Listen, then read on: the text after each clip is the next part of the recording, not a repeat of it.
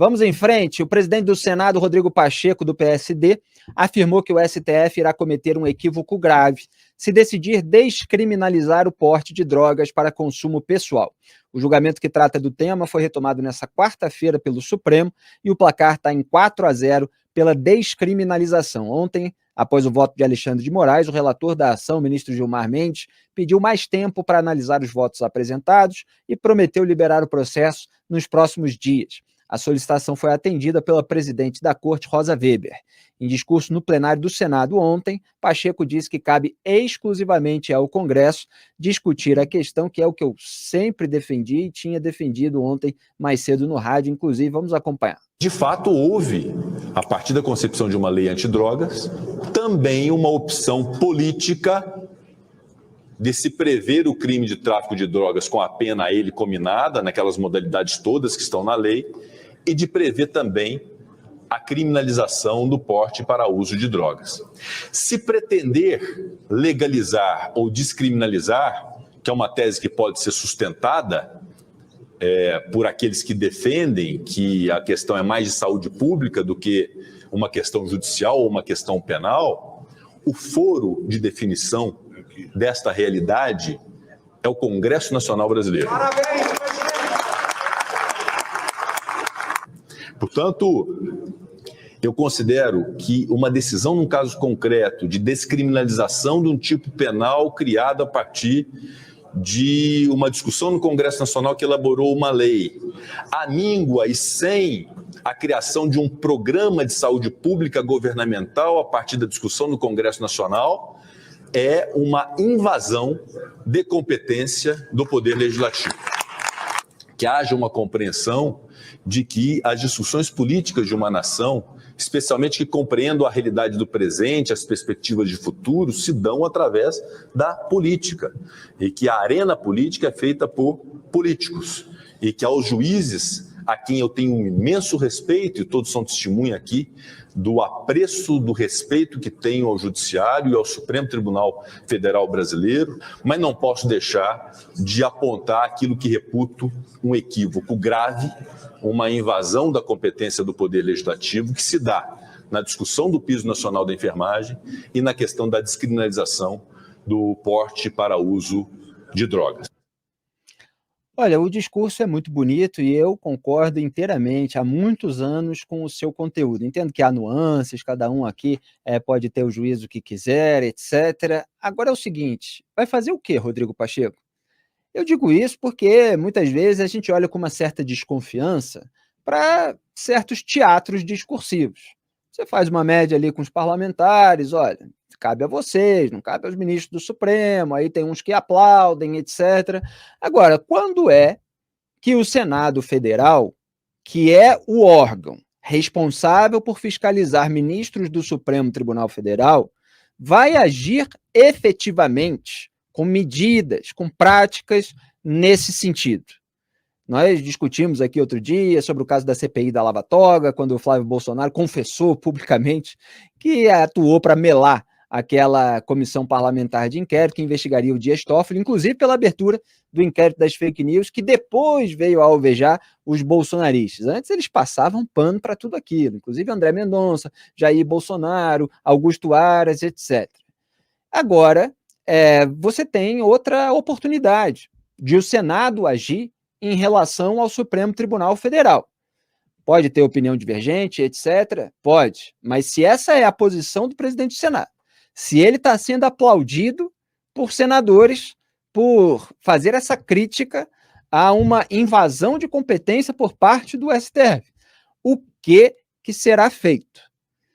Então, chama atenção, Graeb, não sei qual é a sua opinião a respeito, mas para algo que eu considero muito importante.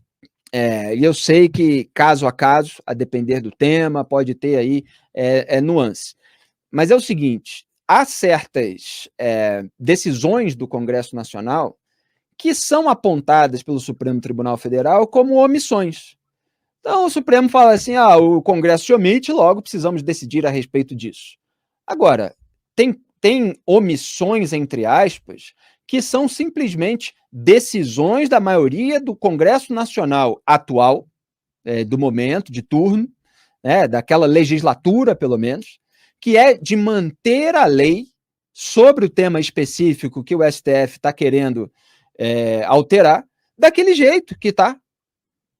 Aí o STF fala assim, não, então se vocês não legislam para mudar essa regra que a gente quer mudar, então a gente vai mudar na canetada. É o seguinte, ministros do Supremo, se querem fazer isso, deixem a toga e se candidatem.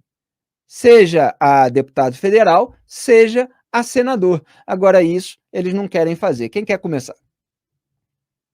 Posso falar, Felipe? Diga. Eu concordo, gênero, número e grau com você. O Congresso muitas vezes se omite, deixa de abordar questões difíceis. As questões chegam ao Supremo Tribunal Federal e, na ausência de qualquer regra, às vezes o Supremo ele não pode deixar de decidir. Não pode falar, eu não vou dar sentença nesse caso. E daí acaba legislando. É uma situação ruim, mas quando acontece na ausência completa de uma regra que era criada pelo Congresso, talvez não haja nada o que fazer, às vezes não há nada o que fazer. É preciso engolir em seco. Agora, esse não é um desses casos. Como você bem observou e como disse com clareza o Pacheco, a opção do legislador foi por criminalizar a posse. Não tem vácuo, não tem ausência de regra nesse caso. Exatamente. O que o Supremo está querendo fazer é virar de cabeça para baixo o entendimento que o Congresso teve sobre esse assunto. E isso, sim, é algo que invade a competência e que estressa, como a gente viu acontecer continuamente nos últimos anos, a relação entre os dois poderes. Quando o Supremo decide interferir em coisas que já passaram pelo crivo do Congresso, ele cria, sim, ele age, sim, para aumentar o estresse entre as instituições no país. Não deveria fazer isso. Sobre o mérito dessa questão, eu queria observar aqui algo sobre a argumentação da Defensoria Pública de São Paulo, né, que é autora dessa ação que pode resultar na descriminalização da posse de pequenas quantidades de drogas. Né? Eles dizem que esse tipo de conduta não representa uma afronta à saúde pública, mas apenas à saúde pessoal do usuário. Né? Vai se tratar onde? Pois é. Diz também que o princípio da intimidade da vida privada seria contrariado por uma decisão que tratasse como crime o porte de pequenas quantidades. Né? É uma discussão, é uma argumentação frágil, para dizer o mínimo. Como você estava observando aí, boa parte dessas pessoas acabam onerando o SUS, certo? Se forem viciadas. E tem mais. Não é... Vão me odiar por dizer isso.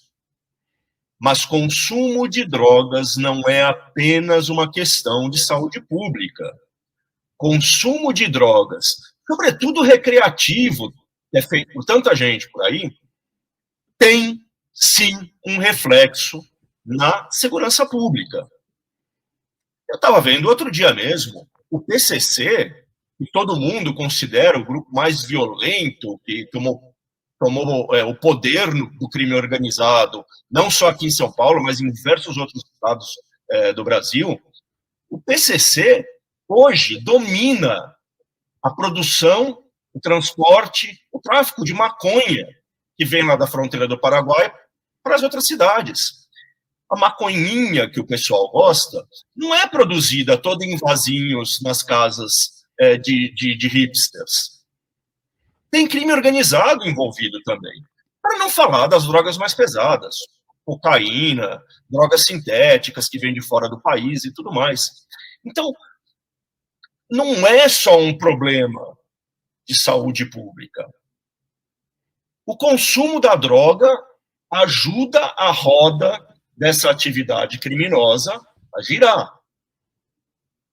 Então, é tão bom assim você dar liberdade plena para o cara ir lá e comprar, sei lá, meio grama de maconha na favela que é dominada. Não sei.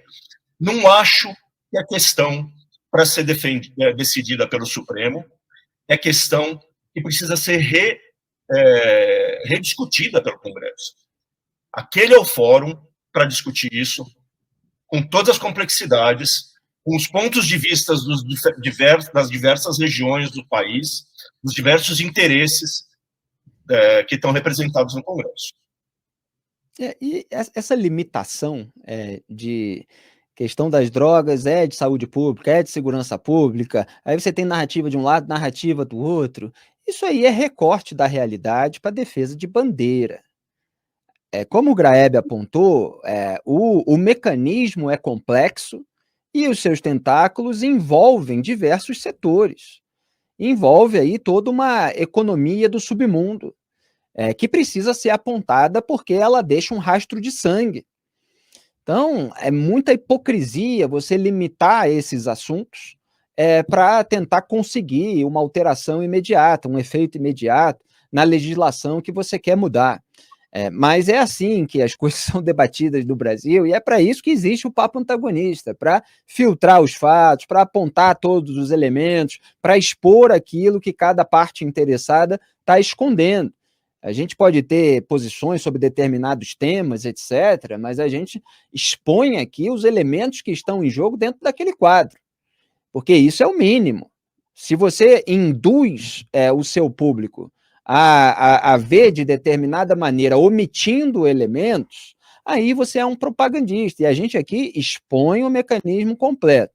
Então, falando nisso, embora seja considerado crime atualmente, o porte de drogas para consumo pessoal não é enquadrado como caso de prisão. Esses processos tramitam em juizados especiais e as punições aplicadas normalmente são advertência, prestação de serviços à comunidade e medidas educativas. Além disso, a condenação não fica registrada nos antecedentes criminais. Já a pena para o tráfico de drogas varia de 5 a 20 anos de prisão. Então, você já tem aí, no cenário atual, uma generosidade com usuários que tende a aumentar se houver essa decisão do Supremo Tribunal Federal. Agora envolve todos esses fatores e essa discussão de competência que a gente está colocando aqui. Wilson Lima, o que você destaca? Eu acho que essa discussão é uma discussão complexa e é uma discussão que a gente tem que analisá-la por vários ângulos. Primeiro, eu concordo com vocês em gênero, número, grau, quando você tem um julgamento de Supremo Tribunal Federal, embora seja de um recurso extraordinário, não é necessariamente uma ação por descumprimento de preceito fundamental, mas enfim, mas ela tem repercussão geral, quando ela muda uma legislação. O recado que o Rodrigo Pacheco deu para o Supremo Tribunal Federal foi muito cristalino. Não se metam em assuntos do Congresso. Esse é um ponto. Ainda mais num tema polêmico como legalização de uso da maconha, ou descriminalização do uso de maconha. Pegando o parâmetro do ministro Alexandre de Moraes, eu fiz aqui um compilado, estava aqui lendo um material sobre como é que funciona essa questão da maconha em alguns outros países. Na Holanda, por exemplo, lá que o uso recreativo é liberado desde 76. As cafeterias holandesas podem vender até 5 gramas de maconha. O Alexandre de Moraes quer liberar até 60 gramas de maconha. Vocês têm ideia do que é 60 gramas de maconha? Pode parecer, o número pode ser pequeno, mas em volume é um troço, enfim, é um troço grandioso, né? Pode parecer pouco, mas não é. Além disso, nas cafeterias da Holanda, e olha que eu estou falando de local que vende, né, a maconha, é considerado crime manter 500 gramas de drogas leves no interior da loja. Então, quer dizer, mais de 500 gramas, melhor dizendo. Então, assim, vejam como é que a modulação ela é muito delicada. Não faz sentido o ministro liberar alguma coisa e já sair modulando porque ele não tem nenhum parâmetro. Hoje, no Congresso Nacional, só para a gente também ter uma ideia do problema, existem em tramitação, no Congresso não, mais precisamente na Câmara, existem, neste momento, 387 normas, projetos de lei, projetos de resolução, que tratam da maconha, quer seja para liberar, quer seja para restringir o acesso à droga. E, por conta dessa polêmica toda do Supremo Tribunal Federal, eu acabei de receber esse material aqui no meu WhatsApp, o deputado federal Mendonça Filho, do União Brasil de Pernambuco, ele apresentou um projeto de lei propondo aí uma espécie de referendo para que a população decida se vale a pena ou não se liberar o uso recreativo da maconha. É um projeto que ele assina ao lado do Carlos Jordi, líder da oposição, e também alguns outros deputados, como Osmar Terra e Marcel Van Hatten. Então, vejam, é um assunto muito delicado para se tratar com base em uma canetada de 11 ministros do Supremo. Aí entra, esse é um tema delicado, o tema do aborto é um tema delicado. É um tema tão delicado que nenhum presidente da República, Felipe, e Graeb e Chet, nenhum presidente da República teve a coragem de defender isso publicamente. Então, assim, gente, em um sistema, vamos lá, vamos entender o sistema, né? Aquele clássico triângulo dos três poderes, né? Poder legislativo, executivo e judiciário. Caramba, se o executivo não teve coragem de se meter nesse assunto, se o legislativo tem dificuldade de se meter nesse assunto, por que diabos um poder judiciário vai se meter nesse assunto? Se isso não é usurpação de poder, eu sinceramente não sei o que é mais.